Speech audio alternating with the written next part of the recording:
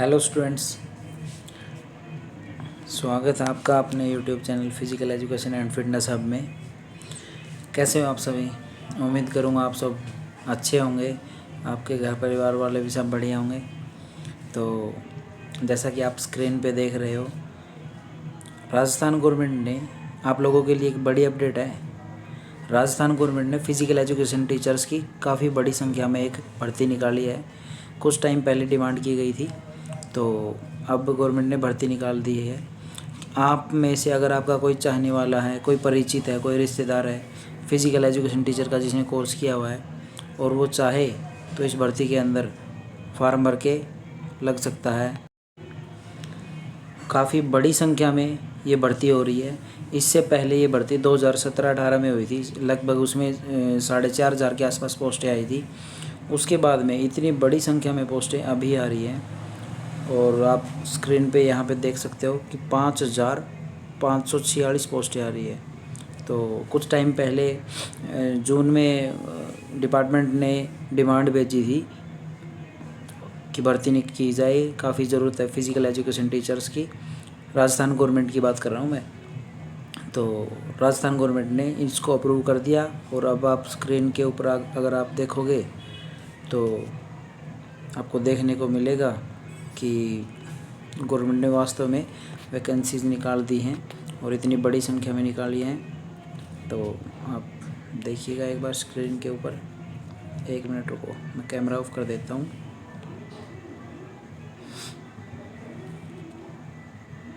देखिए स्क्रीन के ऊपर देखिएगा आप।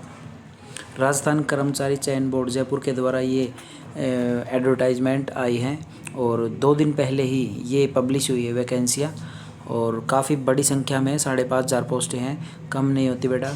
जर्नल SCBC हर कैटेगरी के हिसाब से अलग अलग पोस्टें डिवाइड की गई है। तो आप ज़रूर इसकी तरफ ज़रूर फोकस कीजिएगा और इसको अगर डिटेल में देखें तो स्टार्ट कर रहे हैं डिटेल में देखना कैसे आवेदन करना है, कैसे कब क्या करना है। इसके लिए भाई मिनिमम एलिजिबिलिटी की बात करें, सबसे पहले तो minimum eligibility CPED physical education teacher का कोर्स होता है। जो CPED होता है या फिर BPED होता है या फिर DPED होता है, वो होना कंपलसरी है भाई।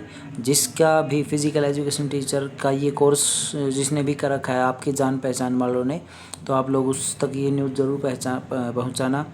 और देखो जर्नल SCBC के हिसाब से जो गवर्नमेंट ने जो फ़ीस फिक्स की है, जनरल कैटेगरी की 450 है और SC ST की 250 रुपये है और BC की 350 रुपये है। तो आप लोग इस फॉर्म को अप्लाई कर सकते हो। स्क्रीन पे आप देखोगे किस डिस्ट्रिक्ट में कितनी पोस्टें हैं, देखिएगा लगभग 5,500 पोस्टें हैं। आप लोग अच्छी मेहनत करके इसमें सिलेक्शन ले सकते हैं। आप अपने परिचितों को ज़रूर ये नॉलेज दीजिएगा, अपडेट दीजिएगा इसकी। और मेरे स्टूडेंट्स जो भी इस वीडियो को देख रहे हैं भाई, आप लोग ज़रूर इन फ्यूचर अगर फिज़िकल एजुकेशन टीचर बनना चाहते हो तो इस कोर्स को ज़रूर करना पड़ेगा भाई। इसके बिना बात नहीं बनेगी फिज़िकल एजुकेशन टीचर बनने की।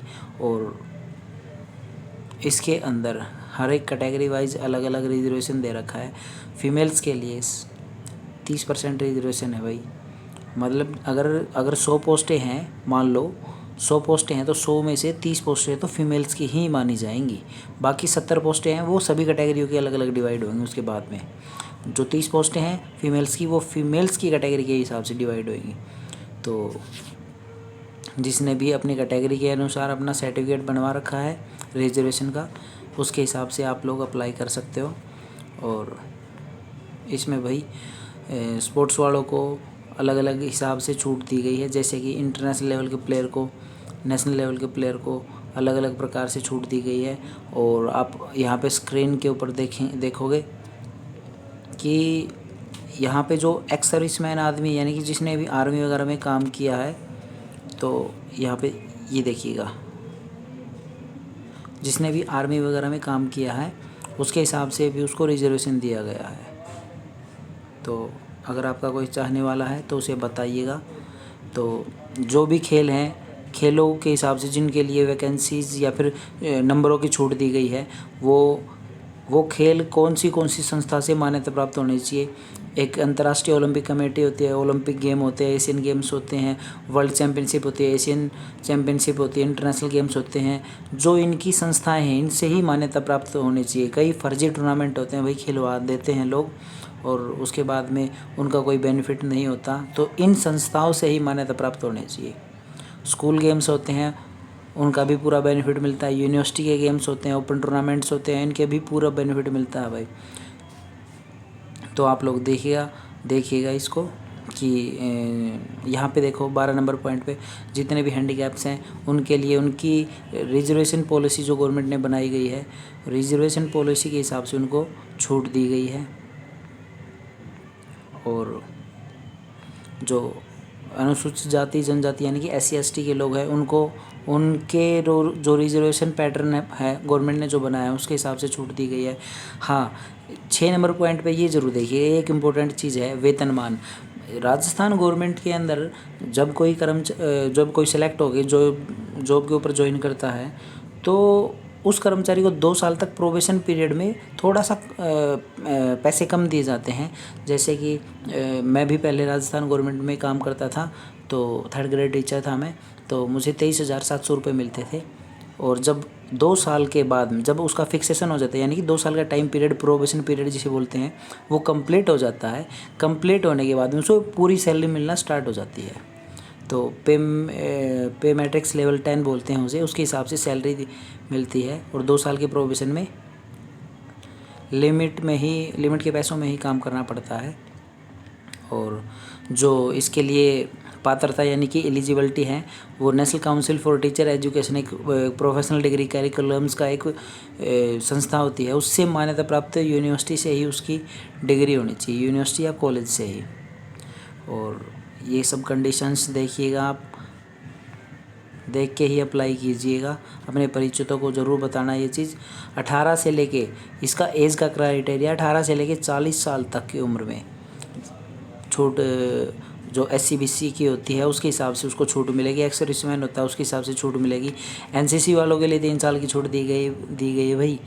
और एक और चीज़, जो 1971 में भारत और पाकिस्तान का युद्ध हुआ था, लड़ाई हुई थी, उनके लिए कोई भी लिमिट नहीं है। वो चाहे 50 साल का हो, चाहे 55 साल का हो, चाहे 40 साल का हो, उनके लिए पूरी छूट है। तो उनके लिए काफ़ी अच्छा किया है गवर्नमेंट ने। और जो एक गुड न्यूज़ इस भर्ती के लिए जो 10 नंबर पॉइंट पे है, आप इसे देखिएगा।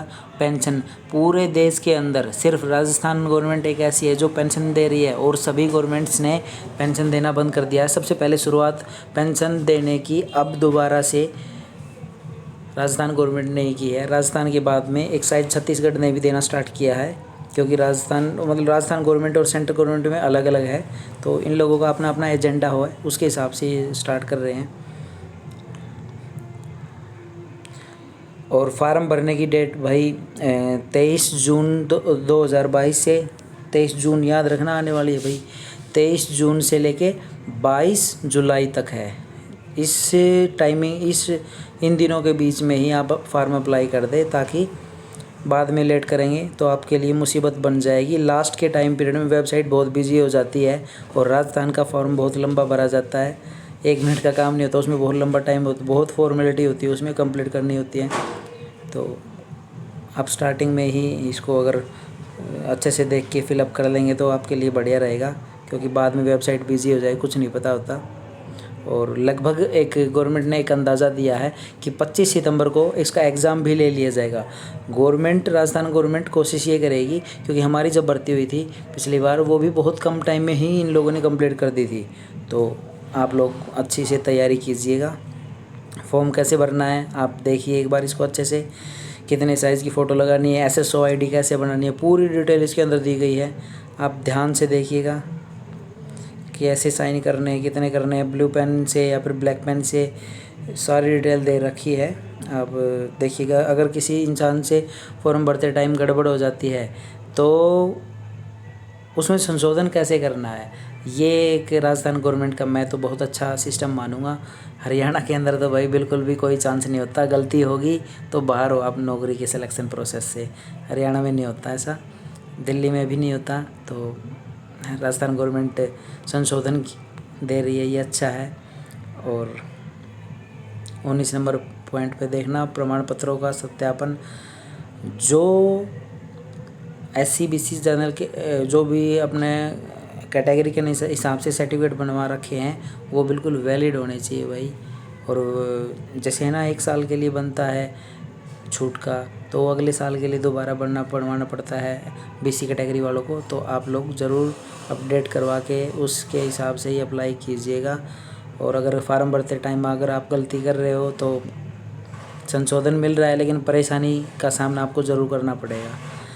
एक चीज़ और ध्यान देने की, जब इसका एग्ज़ाम होगा तो भाई एग्ज़ाम काम की चीज़ बता रहा हूँ, ध्यान देना इस बात की तरफ। एग्ज़ाम होगा, 2 एग्ज़ाम होएंगे इसके अंदर।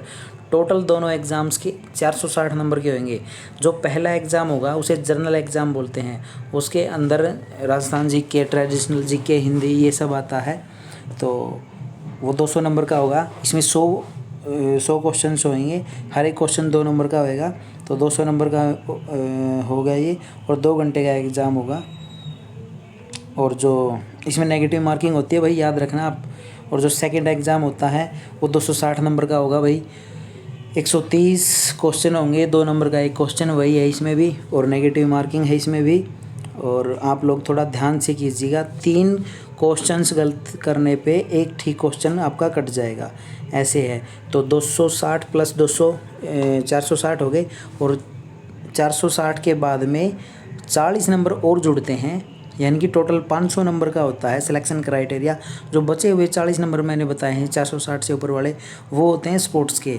जिस भी बच्चे ने जिस लेवल पे स्पोर्ट्स खेला है, जो परफॉर्मेंस मेडल जीते हैं, उसके हिसाब से उसको नंबरों की छूट दी जाती है। आप यहाँ पे ध्यान से देखना, अगले कॉलम में आएगा। इंटरनेशनल लेवल पे जिसने पार्टिसिपेट किया है या नेशनल लेवल पे मेडल जीता है उसे 40 नंबर मिलेंगे गोल्ड मेडल वाले को, और सिल्वर वाले को 36 मिलेंगे, ब्रॉन्ज वाले को 32 मिलेंगे। राष्ट्रीय स्तर पर भाग लिया जिसने, या फिर राज्य स्तर पर जो विजेता है यानी कि गोल्ड मेडल, उसे 28 नंबर मिलेंगे। तो अलग अलग टूर्नामेंट के परफॉर्मेंस के हिसाब से अलग अलग नंबर दिए गए हैं। ये नंबर बहुत मायने रखते हैं सिलेक्शन में। एक एक नंबर के ऊपर सब बहुत लोग अटक जाते हैं बराबर नंबरों के ऊपर। तो ये नंबर बहुत मायने रखते हैं, खिलाड़ियों के लिए बहुत फ़ायदा मिलने वाला है यहाँ से। तो आप लोग ज़रूर इसको ध्यान से देखिएगा, और ध्यान से देख के ही इस फॉर्म को फिलअप कीजिएगा।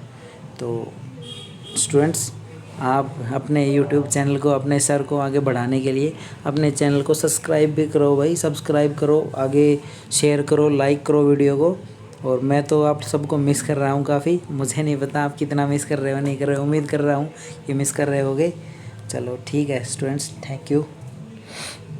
ऐसे ही जॉब से या फिर और भी कोई अच्छी अपडेट होएगी, आपका सिलेबस कवर करवाना है, तो बहुत सारे काम करने हैं अभी।